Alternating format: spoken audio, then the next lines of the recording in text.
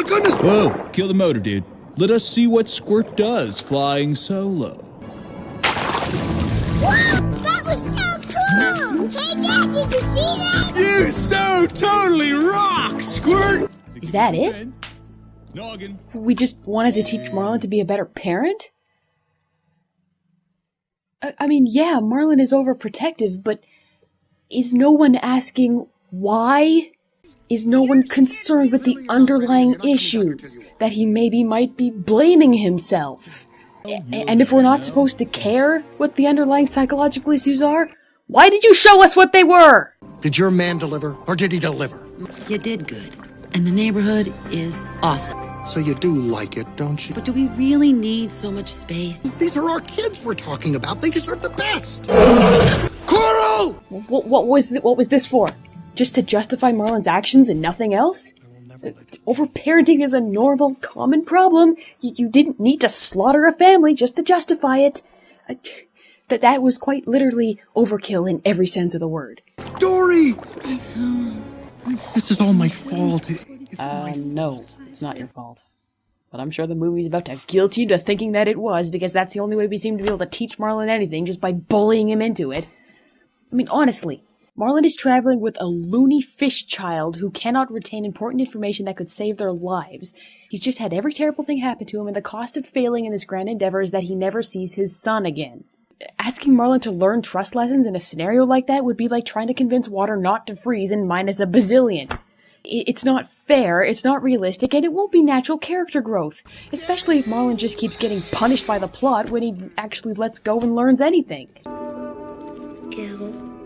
I'm sorry I couldn't get you back to your father, kid. Guys, why don't you just stick something else up the tube? You're in a tank full of plastic crap. Surely there are different...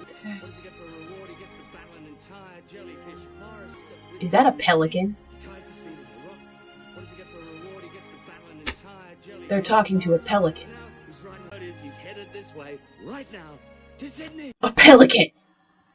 The one bird on the planet with a beak specially designed to carry fish! Honest to God. And not one of you at any point thought, hey, we're friends with a pelican! Let's ask him for a ride! You're all idiots. Surely someone, at some point, must have realized that making the captain fish friends with a pelican was at complete odds with their inability to escape. I swear to God, guys, what the hell are you doing? What are you doing? Now, turn your fishy tails round and swim straight on through to Sydney. No worries, man. Yeah, I don't know about you, but when I think of the ideal role model for parenthood, surfer dude stereotype instantly springs to mind. Wait. I have definitely seen this floating speck before. That means we've passed it before, and that means we're going in circles, and that means we're not going straight. Let's ask somebody for directions. Good idea. After all, it worked so well last time. It's a fish we don't know, and if we ask it directions, it could ingest us and spit out our bones. You know what, Marlon? Maybe you should just shut up. Stop telling the plot what you're afraid of so that it has nothing to use against you. You want to get out of here, don't you? Of course I do. Well then, how are we going to do that unless we give it a shot and hope for the best? But Dory, you don't fully understand. Come on. Trust me on this.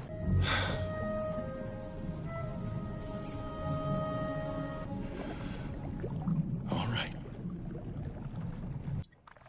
So I'm sure now that Marlon has actually done what the plots wanted him to and trusts Dory for no real reason other than the plot guilted him into it, that we're actually gonna see Marlon...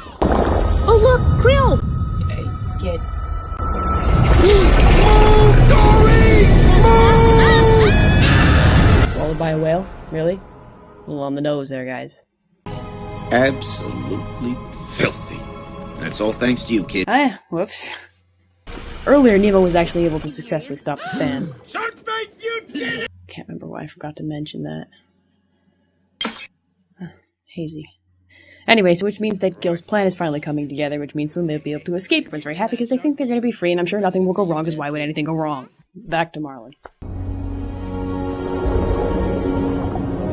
Now, a part of me really likes this scene. It's quiet, I like the music, it's a nice introspective moment alone with the character.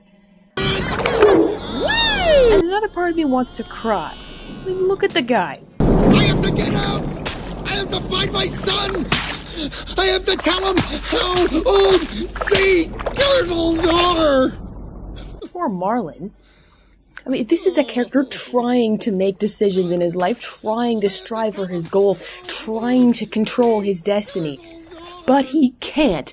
The world of Finding Nemo has an agenda for Marlin's development that is completely outside of his control. I promised him I'd never let anything happen to him. Well, you can't never let anything happen to him. Then nothing would ever happen to him. Not much fun for little Harpo. Oh, it's so wise. Such deep Zen-Like wisdom. So moving. To anyone else but Marlin. I'm sorry, if I knew a grieving parent struggling with the idea that they may never see their child again, the very last piece of advice I'm going to give them is, maybe you should have let them have more fun. I mean, for God's sake! He either said we should go to the back of the throat, or he wants a root beer float. What is going on? I'll check! No! No more whale! You can't speak whale! Yes, I can! No, you can't! You think you can do these things, but you can't, Nemo! I see you reach some sort of epiphany.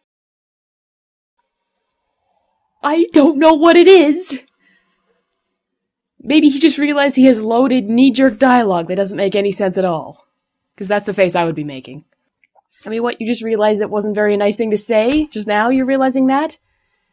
I mean, what, if Marlon actually believes that Dory can speak whale, that might give him a logical reason to think that things will be okay?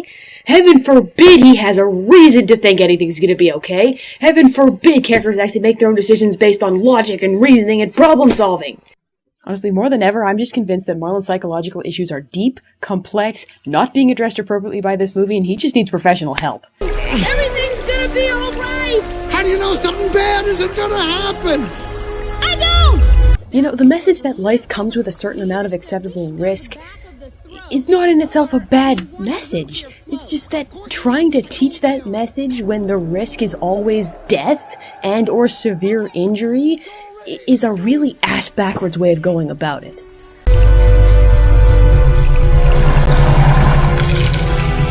Now, pause it right there.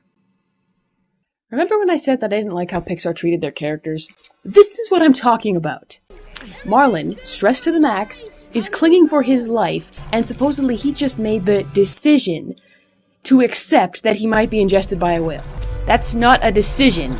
He didn't build up to this realization. It wasn't a product of lessons already learned. It's just, what other option did he have?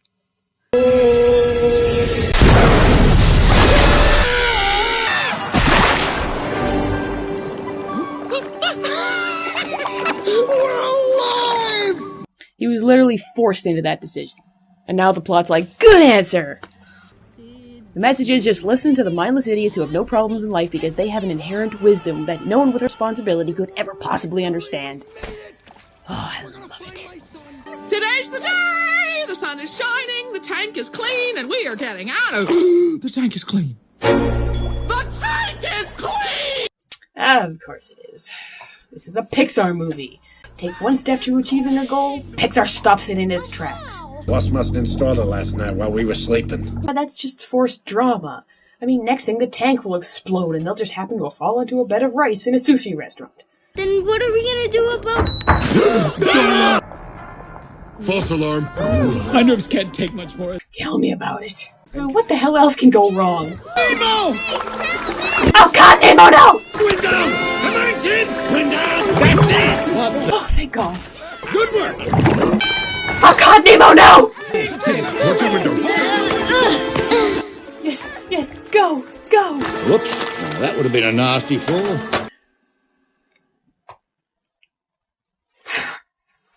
You see, Pixar spawns hope and then crushes it. Spawns hope and then crushes it.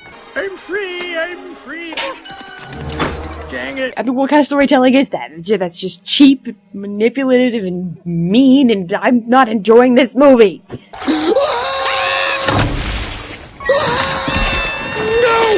I'm want to eat breakfast! Oh, now Marlin's decisions mean something. Is it actually going to contribute to his development, or is it just to force a plot event? What is it? I gotta find my son, Nemo! Nemo? Thought so. Hey, I know where your son is. Huh? Where are you going, guys? You're on a pier. Every ledge leads to water. I can take you to your son. So, Nigel the Plot Pelican flies Marlin and Dory to the dentist's office to, at long last, find Nemo. He's dead. Shark bait! Oh, we weren't done killing Nemo. Oh, okay. I'll go and get it. He's still alive! Oh, he's fine, though. He's gonna get flushed! What a smart little guy! Oh no, not the trash can! Nemo, no! Yeah, 'cause that makes sense. I found his dad! Where's Nemo? Where is he? He's over there!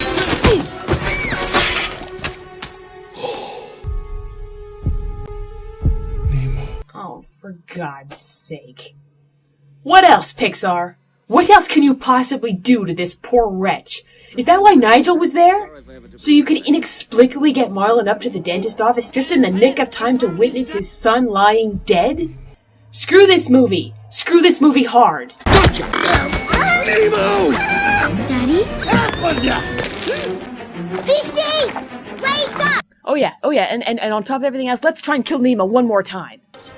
So Gil shoots himself on Darla's head, she drops the bag, and then Gil flicks Nemo into the drain. Nemo's gone.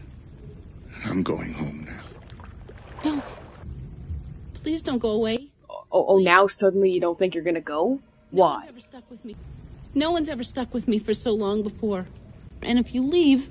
You were never invited before, you just tagged along anyway, and you live near each other. I'm so confused. I don't want to forget. I'm sorry, Dory. But I do. But see, Dory is the childlike spirit of the progressive future that Marlon has lost since the first scene, and him going backwards in his life is threatening to her. Symbolism. Still doesn't make any goddamn sense. So Nemo comes out in the ocean, runs into Dory. Dory takes a minute to recognize him, and they go and look for Marlon. Wait, quick! So really, Marlon thinking Nemo was dead accomplished what? Dory? Nemo! Thank goodness. It's gonna be okay. Oh, for joy. Finally, something good happened. And Marlon says everything's gonna be okay. It's gonna be okay. Why don't I believe you?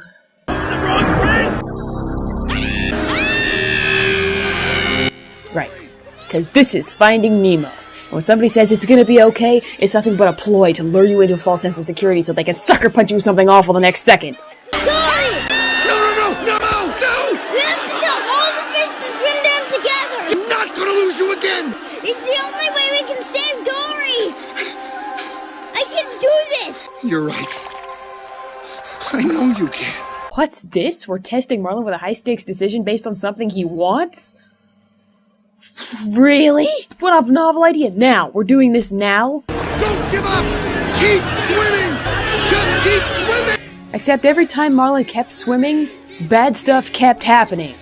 I mean, what are you going to tell me this time's going to be any different? Why? Why on earth should I believe that this time's going to be any different? Never before has "It'll be okay" and "Keep swimming" seemed as ludicrously unconvincing as in this film.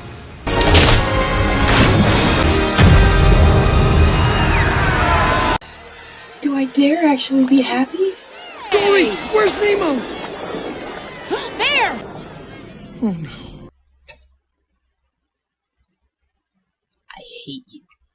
I hope he's dead.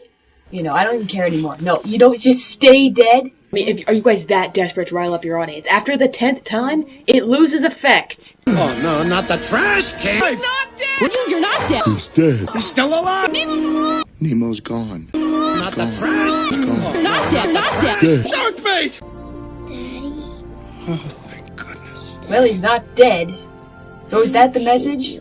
Keep swimming even though this crap I'm so keeps happening. sorry. As long as nobody dies, it must be fine. Time for school! Time for school! Get up! Let's go! Go! So Marlon's fine. He's fine now. Look, he's a happy guy. He tells jokes. Life is fine. Love you, Dad. I love you too, son. Now go have an adventure.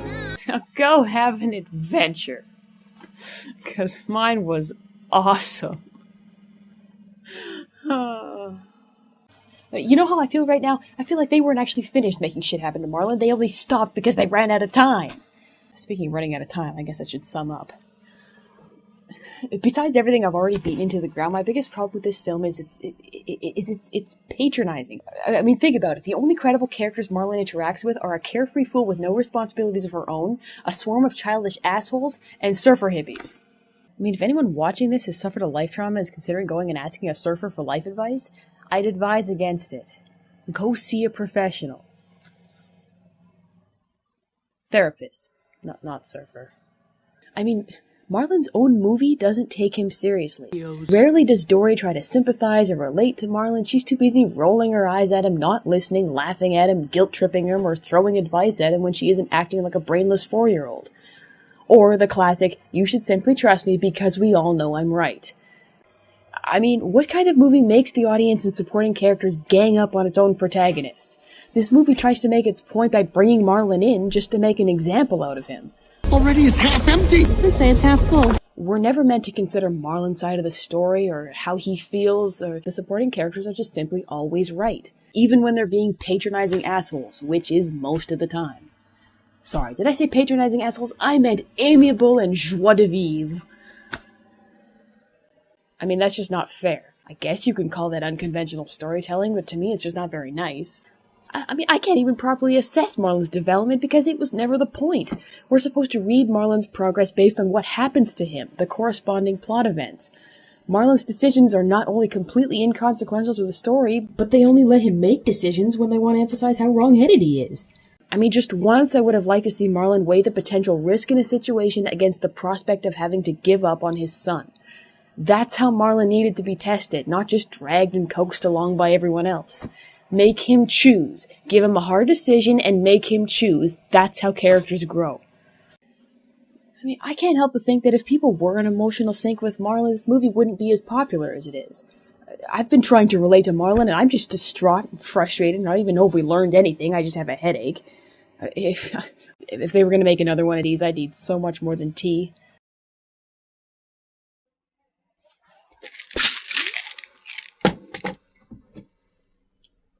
With drugs and alcohol, Daniel solves his problems with the doctor and the law. But Malcolm's got his own way and it's better than them all. Cause Malcolm solves his problems with a chainsaw, and he never has the same problem twice. Joe, by Joe!